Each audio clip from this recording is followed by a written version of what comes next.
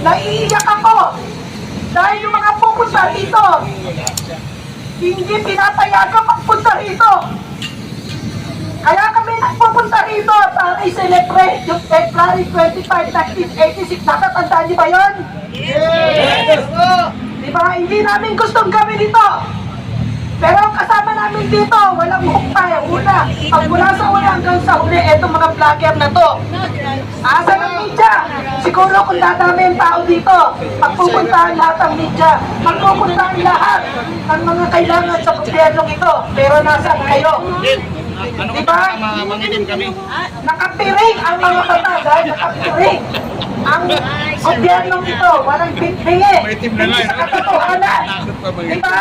Kaya ano ang sabi ng ating Vice President Sara Duterte? Wala na siyang pwedeng lapitan, kundi God save the Philippines. Diba? Natatakot ang mga tao na magpunta rito. Natatakot ang mga tao na magsalita sa kanilang mga vlog dahil dinabantaan ninyo. Ngayon, nananahimik tayo kasi eleksyon. Pagkatapos ng eleksyon, hindi pa natatapos ang eleksyon, pinag-uusapan na ang impeach VP Sara Duterte. Nasa naman ang mga konsensya ninyo? Wala na ba kayong mga Diyos? Natatandaan niyo yung nangyari sa Amerika? Kinutya-kutya ang Panginoon Diyos. Kinukutya-kutya ng gobyerno ito, mga taong bayan. Di ba? Sino ang tatayo para sa mga taong bayan? Tayo. Hindi na pinag-uusapan ngayon ang BICAM. Di ba? Ang korupsyon, hindi na pinag-uusapan. Hindi na pinag-uusapan ngayon ang addiction. Kasi ayaw magpa-drug test ang ating Pangulo. Na hinihiling na nakararami. Di ba? Ang kriminalidad, pinag-uusapan ba sa Kongreso? Pinag-uusapan ba ang kagutuman? Ng 20 pesos, ng putang ilang 20 pesos na pisos na yan? Hindi na daw sardinas. Pinag-uusapan ba yan? Hindi, di ba? Ang korupsyon, bingi ang lahat. Wala. Dito, Sardinas, tumas walang na rin. nakikinig dito kundi kami lamang. Pero nagpapasalamat ako dito sa mga vlogger na to. Wala silang kinakat. Tumutulong ang sipon namin, lahat. Nangyayari dito. Talagang pinapakita nila. Dito, wala. Ano nabigay kanina ng 2,000.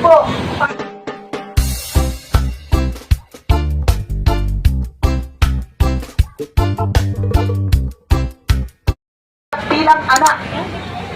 Pero sana, maintindihan mo rin kung ano at kung bakit nangyari ang ganito sa inyo. Di ba? Sino ngayon ang nakakahiya sa buong mundo? Itong bansang Pilipinas. Diba? Sino ba ang nagpatibay sa lolo mo? Na nagulat na lang ako isang umaga, nalipin ang lolo mo.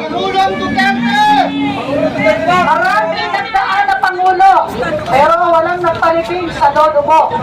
Dapat tandaan mo yan. Pangalawa, bakit ba naging presidente ang tatay mo? Bakit ba bumalik ang buhay ng mga Marcos sa bansang Pilipinas para mamuno sa bayan natin? Sino ngayon ang walang utang na loob? At nangunguna ka pa magpa-impeach kay Vice President Sara Duterte na nananahimik sa Davao? Anong ginawa ng tatay mo at ginawa ng tita mo, Senator Amy Marcos, na kaibigang matanik ni Vice President Sara Duterte? Napaniwala ninyo. Di ba? Hindi ba maliwanag na pinutol ninyo ang aming Vice President Sara Duterte na nangangarap kami na mamuno siya sa bansang Pilipinas. Pero ang gusto ni Vice President Sara Duterte maging mayor na lamang sa Davao. Tapos ngayon, maglalabas ka ng hinayin mo, wala kayong karapatan lahat na ipa-impeach si Vice President Sara Duterte. 32,280,417 na may karapatang magpa-impeach kay VP Sara Duterte at isa ako doon.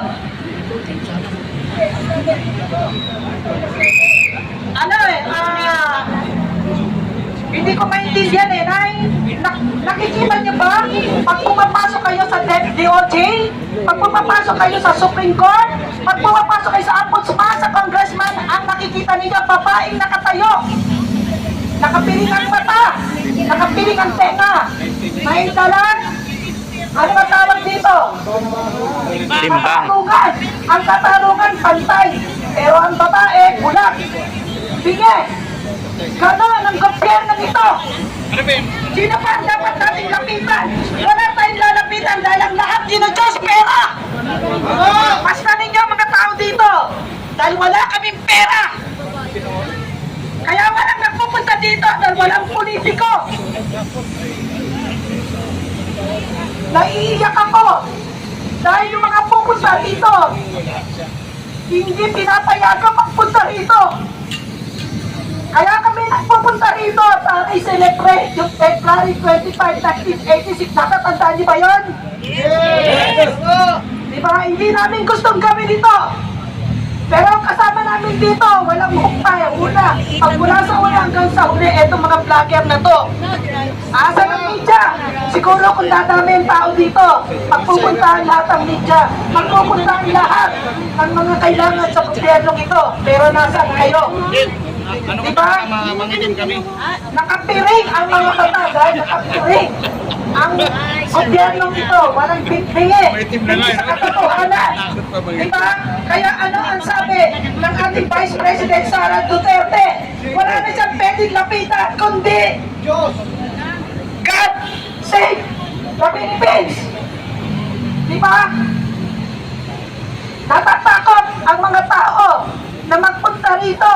Natatakot ang mga tao na magsalita sa kanilang mga vlog dahil dinabantaan ninyo. Ngayon, nananahimik tayo kasi eleksyon. Pagkatapos ng eleksyon, hindi pa natatapos ang eleksyon, pinag-uusapan na ang impeach VP Sara Duterte. Nasa naman ang mga konsensya ninyo? Wala na ba kayong mga Diyos? Natatandaan niyo yung nangyari sa Amerika? Kinutya-kutya ang Panginoon Diyos. Kinukutya-kutya ng gobyerno ito, mga taong bayan. Di ba? Sino ang tatayo para sa mga taong bayan? Tayo? Hindi na pinag-uusapan ngayon ang BICAM. Di ba? Ang korupsyon, hindi na pinag-uusapan. Hindi na Malapit na pinag-uusapan ngayon ang addiction. Kasi ayaw magpa-drug test ang ating Pangulo. Na hinihiling na nakararami. Di ba? Ang kriminalidad, pinag-uusapan ba sa Kongreso? Pinag-uusapan ba ang kagutuman ng 20 pesos na putang ilang 20 pesos na pikas na yan? Hindi na daw sardinas. Pinag-uusapan ba yan? Hindi, di ba? Ang korupsyon, bingi ang lahat. Wala. Dito, Sardinas, tumas walang na rin. nakikinig dito kundi kami lamang. Pero nagpapasalamat ako dito sa mga vlogger na to. Wala silang kinakat. Tumutulong ang sipon namin, lahat. Nangyayari dito. Talagang pinapakita nila.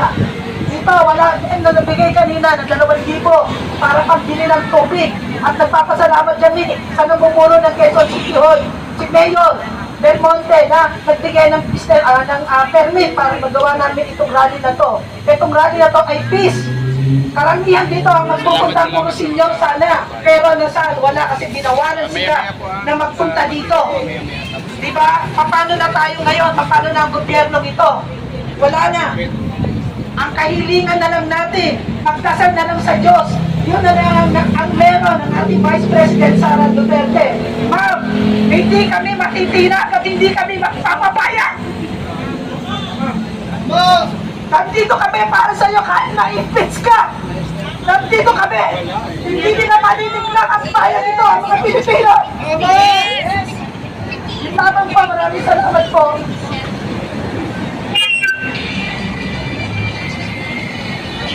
Thank you, ma'am.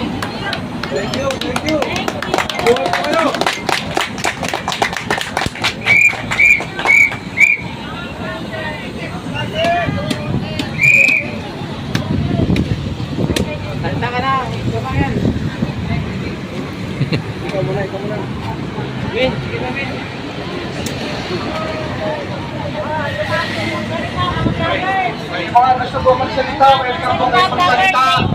Mga vlogger, Hoy, BMR!